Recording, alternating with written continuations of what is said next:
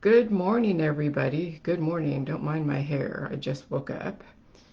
Um, I read some interesting Facebook posts, people going through all of their different journeys in their life regarding their pets and themselves, and especially around the COVID. And I'm telling you, the COVID-19 is no joke. It really is. I want to give you a story about my journey with COVID, Jilly Juice, and my dog Sugar. Okay? My dog Sugar is a 60-pound pit bull. She came from the shelter way back in 2015. When I got her, she was like 4 years old and she had all of her shots except for like the last round of rabies shots. So, anyways, I mean, I didn't do anything as far as any more shots because I just didn't see the necessary back then. Um, and so, you know, she had skin issues when I first got her. She had anxiety issues. Like she would go into the garbage can. She would destroy tennis balls. She would destroy her bed, but not because she was mad. I think because she was nesting. That's really where it came from. But really, it's the tennis balls that she really had the anxiety over, where she would just destroy them, like totally destroy them, mincemeat.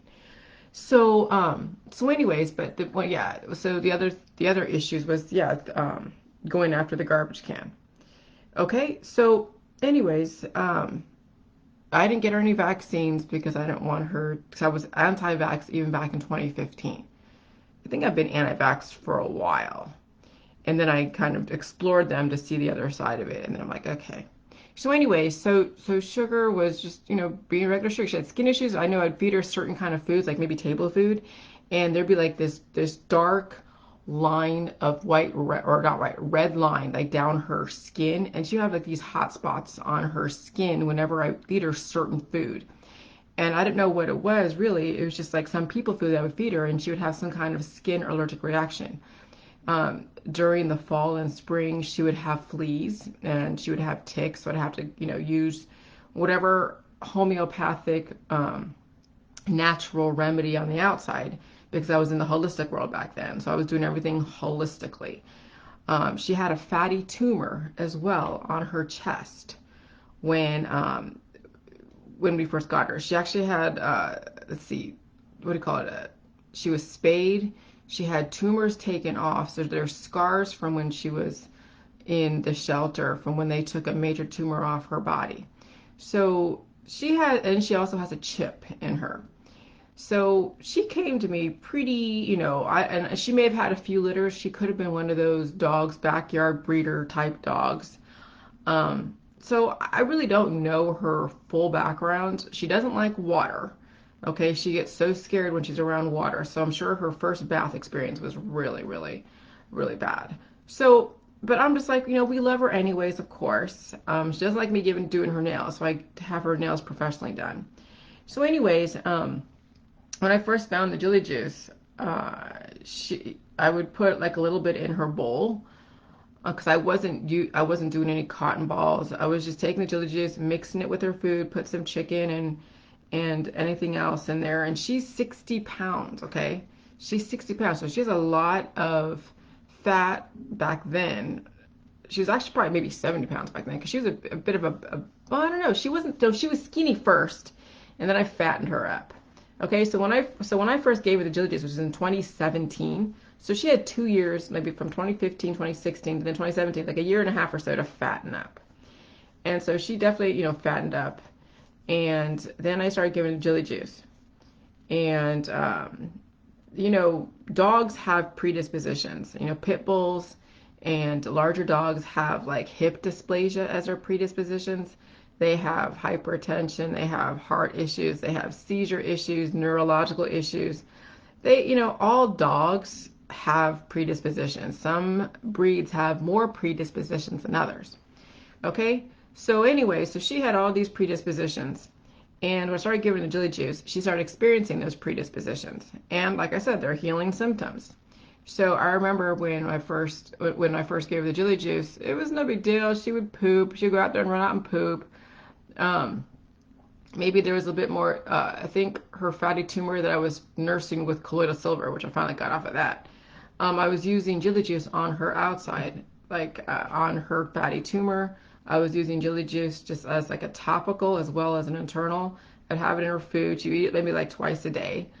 Um, and then, but it wouldn't be every day. It'd be like every couple days or I forget how often I gave it to her, but I gave it to her to where she definitely would feel the healing as far as her back legs. I think one week her back legs, like she had a hard time going up and down the stairs, like she was hobbling and she had her tail between her legs, like she was in pain. And so I would sleep downstairs so that way she wouldn't have to go upstairs with me because I wanted to sleep with around her without being actually on her bed. So I think for a week she had a hard time and then she finally snapped back and everything was great. Her skin issues, they cleared up. I could feed her people food, no more skin issues. She still had, a little bit of a flea problem during the spring and the fall. Okay, and then I would use whatever remedies I had around the time. And so then we moved, and then, and so this last February, was when the COVID came around. Okay, and also her coat is really soft. Her skin, her eyes look great. Her demeanor is puppyish. She doesn't go after tennis balls anymore. She doesn't go after the garbage can anymore either. Okay, so those behavioral issues are completely done with. No anxiety, none of that. She hasn't destroyed my couch at all. Even when we're gone, she hasn't destroyed it. So, okay, so now with the COVID, February came around with the COVID. And I didn't know that COVID was going to do this to animals, but I guess when the COVID came around and we heard about it, I was writing my book. I was actually writing this book at the time. I was writing this book. I was taking care of my dog. That's where the emergency recipe came from, is the fact that I was able to deal with the COVID and my dog. Okay, so what was the symptoms? Well, she was shaking. She was really, really, really anxious. Really anxious. Like she couldn't relax. Like she couldn't even sit down and relax. She was circling. She was shaking. And I was like, what the hell is going on? And I would Google, okay, what is the shaking in a dog? And there was like low blood sugar, hypoglycemia, seizures, all these different things. And I'm like, okay, for hypoglycemia, oh yeah, low sugar. Oh my God. So I would go get my Jilly juice and I would also mix it with maple syrup. And I was giving it to her like a lot. Like I was just, taking the cotton ball, putting in the Jilly juice, putting the maple syrup in there, and then just dripping it down her throat. And and so it would kind of subside a little bit, and then she started getting like kind of bloated. And I know she went through where she didn't poop for like a day or so. Or she wouldn't eat, she wouldn't poop, and I would still be giving her Jilly juice, and she would be kind of shaking, really, really. She would like whine at me, like she was whining at me like overnight, and I'm like, oh my God, oh my God. And it was in the middle of the night too, so I get up and she'd have to go to the restroom, and I'd go take. I mean, I was like a nurse for her during the month of February and March, and and then and she wouldn't sleep. So finally, I would have the Jilly juice at the side of my bed with the maple syrup, and I would be giving it to her and giving it to her, overnight until finally she was able to just kind of get comfortable and fall asleep. I'm like, okay. And then progress. Then I think she would have a few seizures, and then she would pee in the bed. And I'm like, geez, okay, all right. So she still get the Jilly juice. That's fine. She would still have she would still have the shakes, all of that stuff. I would still give her the Jilly juice. So she was going through some kind of major, major evolution process. But mind you, she is 60 pounds, so she has a lot of body. And I was giving her, regular people food as well as with her dog food. So she's getting the cell regeneration happening, and she still has insurance in her body. Her fat, her other cells, the other nutrients in her body, she had enough to be able to fight this COVID. Okay? And so progressively, I think she's only had a few symptoms within the last, few weeks, actually like a couple of weeks ago, she had like a symptom, and it's because, you know, the new COVID, the new strain in the area, she's upgrading to the next level. And so I would feel it too. So I know that the COVID strains are communicable. They are airborne. Okay. So here's the thing. Sugar went through 4 years or 3 years. She started in 2017, 2018. 2018 is really when I started giving it to her. So 18 nights, that's 2 years of being primed on the Jilly juice, of having most, if not all, of her predispositions already figured out and taken care of with the Jilly juice. And then she has, you know, so when a new virus comes into the environment, she's already primed to deal with the new evolution. And that's really what the moral of the story is. When you allow your dog to go through the process, as well as you in your body, to go through the process of cell regeneration and healing, then when you are exposed to a very aggressive virus in the environment, your body doesn't have to go through this major triage. Because here's the thing. If you have a small dog, you don't have and if your dog is dealing with these symptoms and you're trying to give Jilly juice to your small dog that's going through some major evolutionary stuff and they don't have enough insurance in their body, it's going to be very hard to help them get to the next level unless you are right there 24/7 giving them food, giving them calories, giving them Jilly juice and calories to rebuild, and you have to be there to really like 24/7. Especially when they're at the 11th hour. No different than when somebody is in hospice and they're going to have to do the Jilly juice if they want to live. But the thing is are they strong enough? Will they be able to handle that healing process? Not because the healing process killed them. It's the fact that they didn't have enough of the nutrients and enough of the insurance to allow their body to regenerate. They had more antibodies in their body than they had the nutrients and the electrolytes and all of the building blocks to rebuild the cells at the micro level, especially the vital organs. Okay? And so this is why you don't allow your dog, if you want to save your dog with the Jilly juice, you don't allow your animal to be at the 11th hour and then say all of a sudden, yes, I'm going to save my animal with the Jilly juice. No, you start them off now when they're healthy so they can deal with their predispositions, because healthy is relative.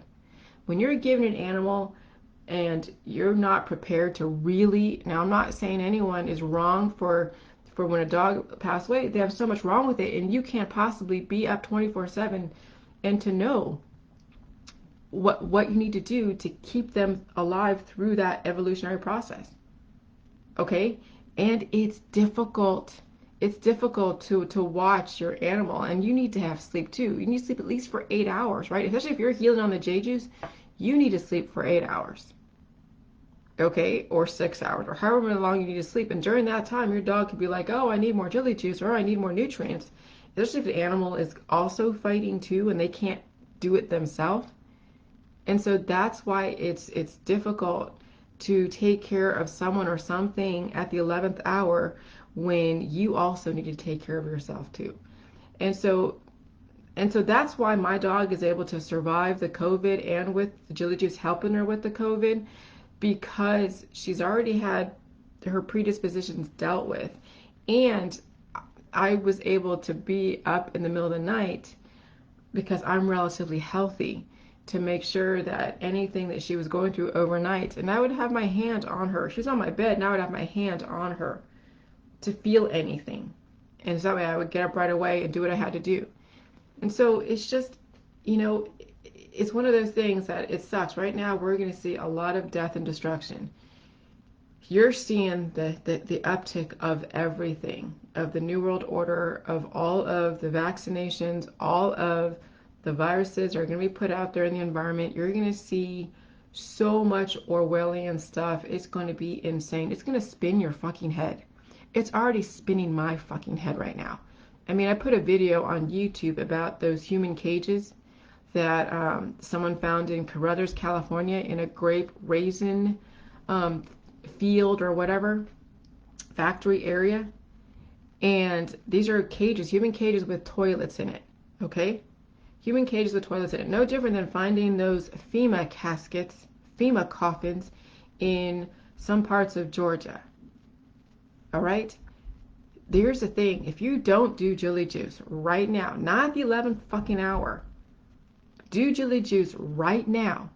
Get your body primed, because let me tell you, when they start doing the mandatory vaccines for your kids, for you, and it's all these antibodies and everything is airborne, and now you have to breathe in a new environment, and your body isn't prepared to deal with that next evolution, because the vaccines are next evolution. Yes, there is extra other viral proteins and whatever else is in their antibodies with viral proteins with someone else's DNA that submitted their samples to the testing centers because they want to find out if they're positive or not.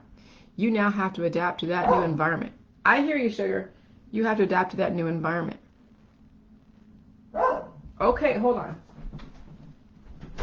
Come here, sugar. Come here. Sugar, come here. Oh. All right. I'm going to have to go because I got to take her out. But you're going to have to adapt to that new environment. And if you don't have what it takes to adapt, and you're not willing to really ride out all of your symptoms on the J juice and stay home, and you will die from the exposure. You will die from the exposure. So I'm just going to be plain as day. If you don't have what it takes to fight for your life and deal with the predispositions, you will be subject to the conditions. So you don't fight against the vaccine. So you're not an anti-vaxxer, right?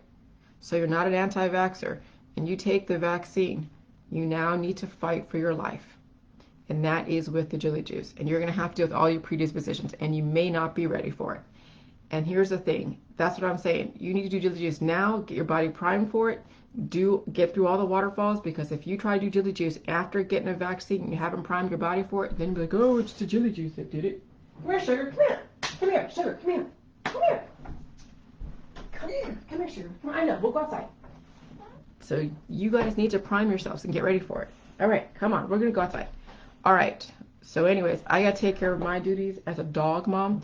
And you guys, don't say I didn't warn you. But if you are like 12 pounds or 100 pounds and you're 5'8", and you're trying to do Jilly Juice and you're not prepared to feed your body right and all that stuff and deal with the healing, yeah, you will die, because the antibodies that are in your body, leaving your body, and you haven't regenerated your cells or rebuilt your vital organs, you won't be able to survive it, because you don't have enough of the good over the bad.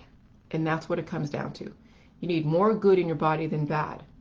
And that means you have to go through the process. All right, I know, sugar. All right, bye, everybody. All right, we're going to go outside. Hold on.